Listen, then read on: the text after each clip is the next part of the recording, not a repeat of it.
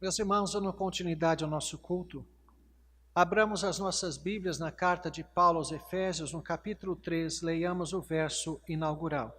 Efésios 3:1.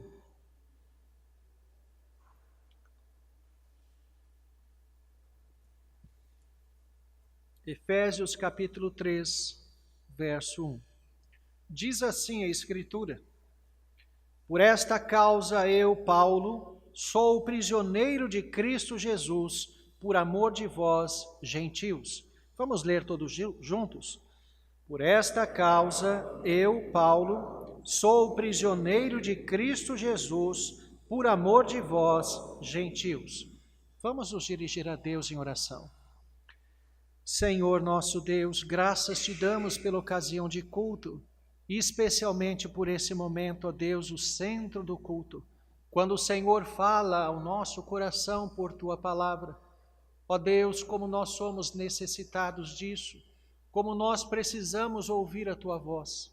Ó Deus, assim, que a tua palavra penetre fundo no nosso coração, que a tua palavra, ó Deus, transforme um pouco mais a nossa alma nesta manhã. Queremos ser melhores filhos, melhores servos. Queremos que a nossa vida pareça mais com Cristo.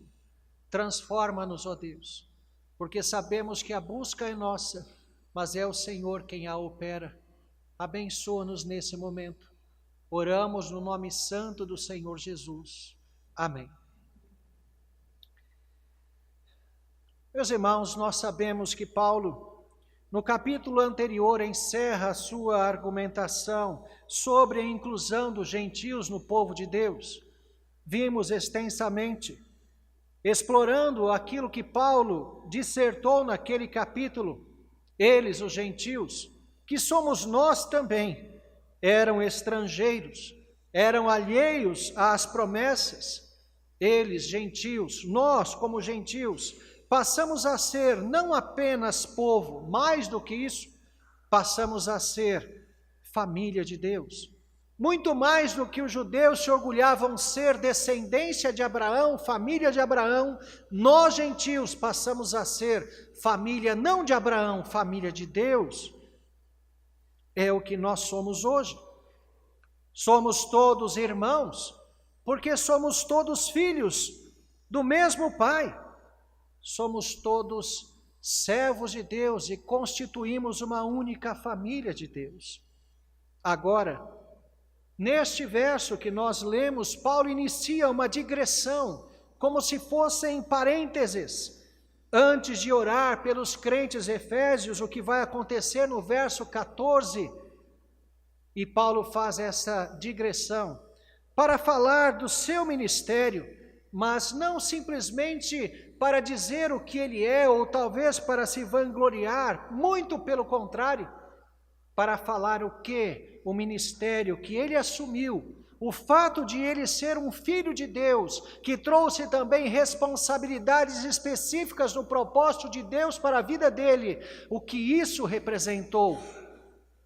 Aparentemente, meus irmãos, quer com isso mostrar a importância do Evangelho para a vida, como a salvação transforma, como a salvação muda completamente a forma de ver, a forma de viver, de existir neste mundo. Todo aquele que passa a crer, ele passa por uma transformação de vida, de valores, mas também de objetivos. Bom, meus irmãos, o link deste verso com o que ele estava tratando está muito claro no texto. Há uma ligação clara, mostrando uma ligação entre essas unidades textuais. Isto pelo que vemos como Paulo inicia a sua sessão aqui no capítulo 3, verso 1. Ele inicia dizendo, por esta causa. Isto marca bem, deixa claro, por esta causa. Como ele deixa claro, aquilo que ele passa a tratar agora é um resultado direto daquilo que ele estava argumentando até então. O que temos, meus irmãos, é que a sua prisão, então, que é o que ele vai falar no verso 1, é consequência direta da inclusão dos gentios no povo de Deus. Aqui descortina-se então algo que é fascinante e que nós precisamos parar para meditar. O papel de cada um no propósito de Deus. Cada um de nós, meus irmãos, tem muito mais do que uma vida própria para viver. Tem um propósito de Deus para cumprir. Certamente é algo que precisamos considerar. Quando olhamos para a vida de Paulo, qual é a importância de Paulo para a humanidade? Qual foi o seu valor, o valor do apóstolo Paulo para a igreja de Cristo, um único homem, uma única vida? Lembram-se, meus irmãos, quando ele próprio falou de que a igreja está fundada sobre o fundamento dos apóstolos e dos profetas? Paulo teve papel destacado neste fundamento como apóstolo dos gentios. Sabemos que isso significa mais propriamente apóstolo do mundo gentílico, pois Paulo, de fato, não estava confinado simplesmente a pregar aos gentios. Se lembram o que ele fazia ao chegar em uma cidade? A primeira coisa que ele fazia era buscar os judeus daquela cidade.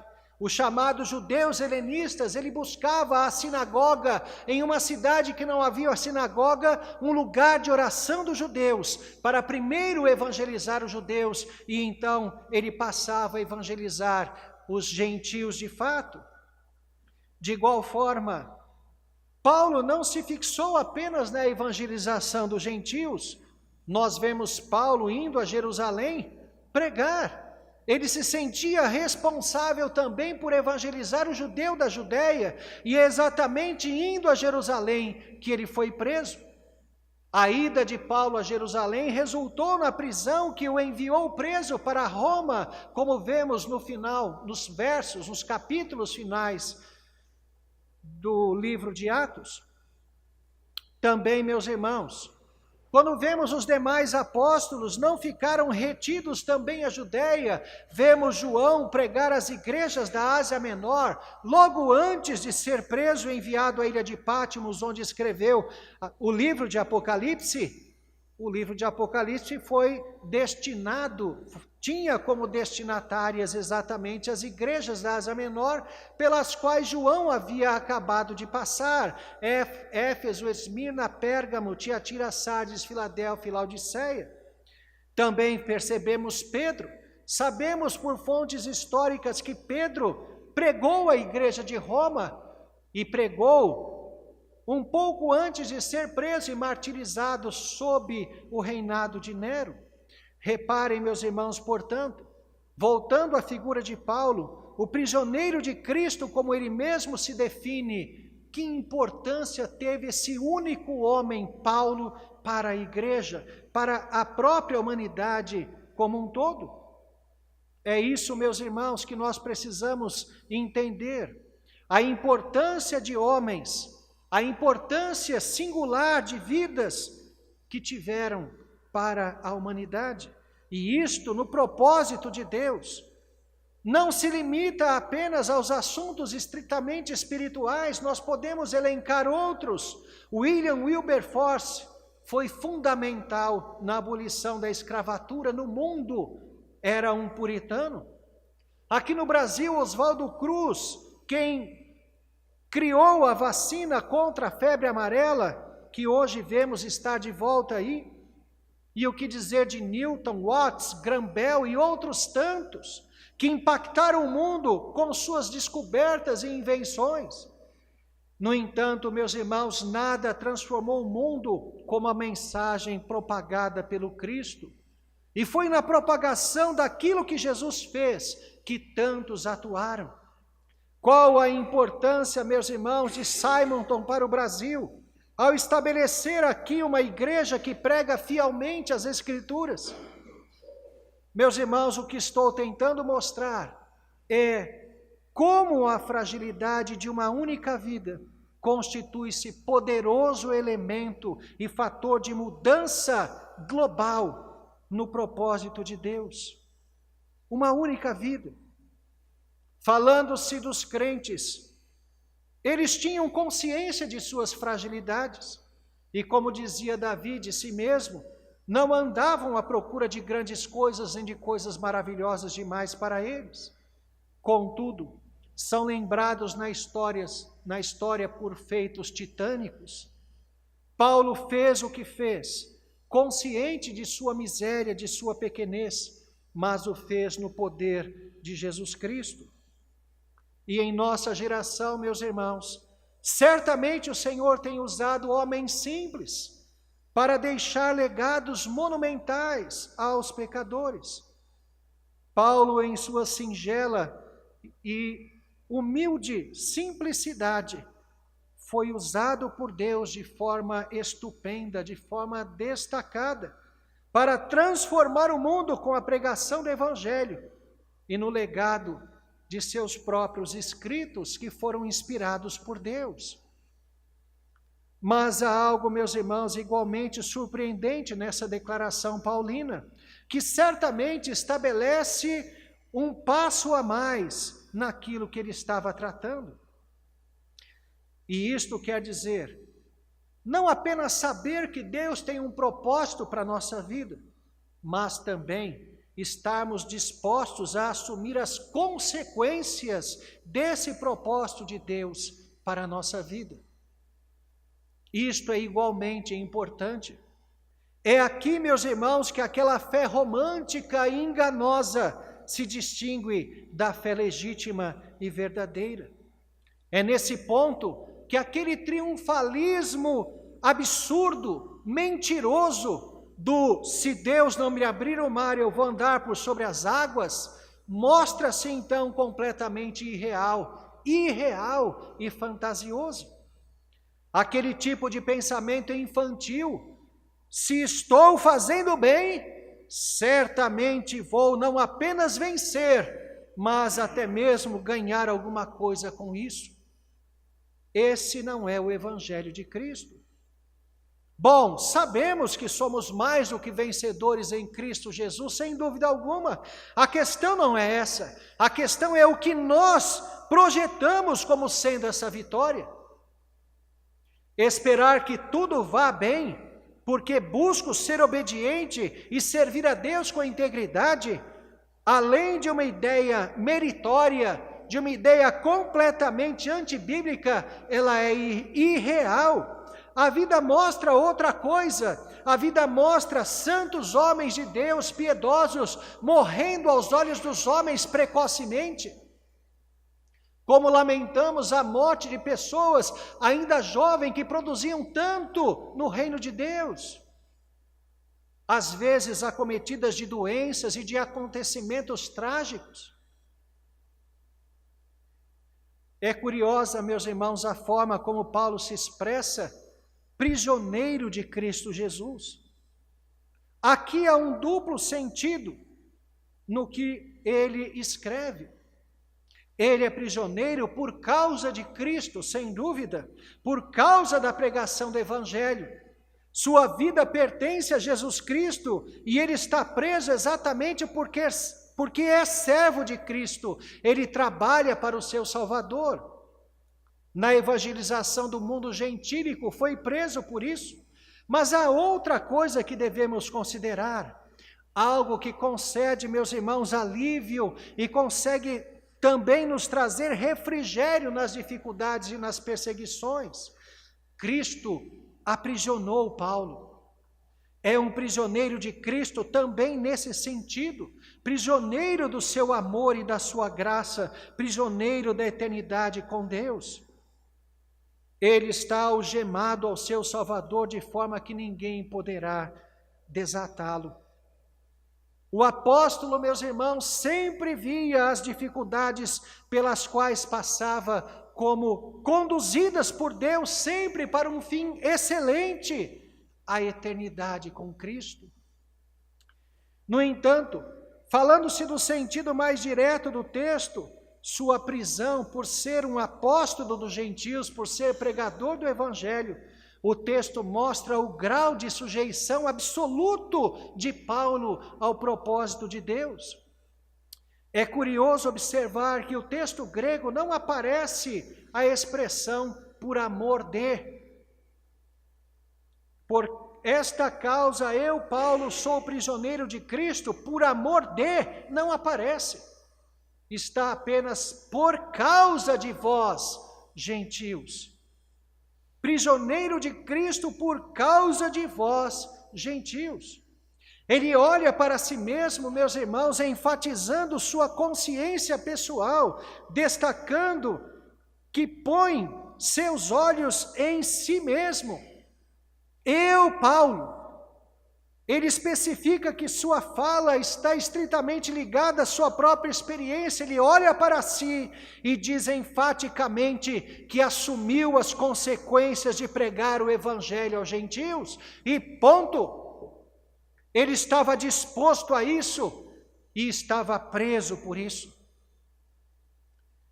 É certo que não o fazia a contragosto. Nem mesmo Paulo nutria algum ódio ou alguma mágoa pelos gentios por estar preso por causa da responsabilidade de evangelizá-los. Mas Paulo docilmente aceitava essa situação.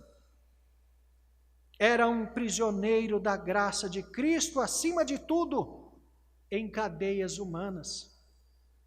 Cumpria seu ministério com fidelidade, assumindo todas as consequências disso.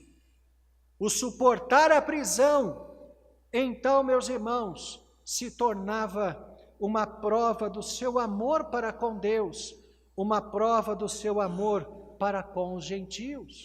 Por isso que os tradutores colocaram aí, por amor de, porque de alguma forma isso está implícito, porque Paulo não fazia isso por simples obrigação, mas o fazia por amor aos gentios e, acima de tudo, por amor a Deus. É isso. Deus, meus irmãos, faz grandes coisas por mim, por meio de cada um de nós. Deus faz grandes coisas por meio de vasos de barro como nós. Por isso devemos cumprir com fidelidade o nosso ministério. Devemos enxergar que cada um de nós tem uma responsabilidade a cumprir e que mesmo em nossa fragilidade, em nossa fraqueza, mesmo sendo pecadores, Deus, de acordo com o seu propósito, realiza coisas estupendas, coisas que são atos de Deus e não nossos, por meio de nós, de gente como nós, crentes simples, que têm um impacto tão grande na geração em que vivem. Crentes que se reconhecem assim, nas mãos de Deus. Esteja preparado para as consequências. E isso é muito importante. Não podemos ter aquela visão triunfalista de que porque estou seguindo a Cristo e servindo a Deus, então não vou passar por nenhuma dificuldade, não vou ficar doente, nenhum acidente me acontecerá. Não é verdade. Paulo, ao descrever o seu próprio ministério, fala que foi 3 vezes fustigado com varas, diz que foi chicoteado, diz que foi preso, diz que sofreu 3 vezes naufrágio, e sabemos que houve mais um no final de Atos.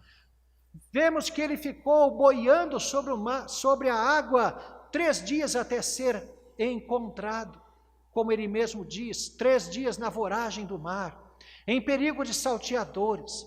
Ele foi apedrejado, podia dizer, trago no corpo as marcas de Cristo, levantando a túnica e mostrando as marcas, os vergões, os chicotes das pedradas que levou.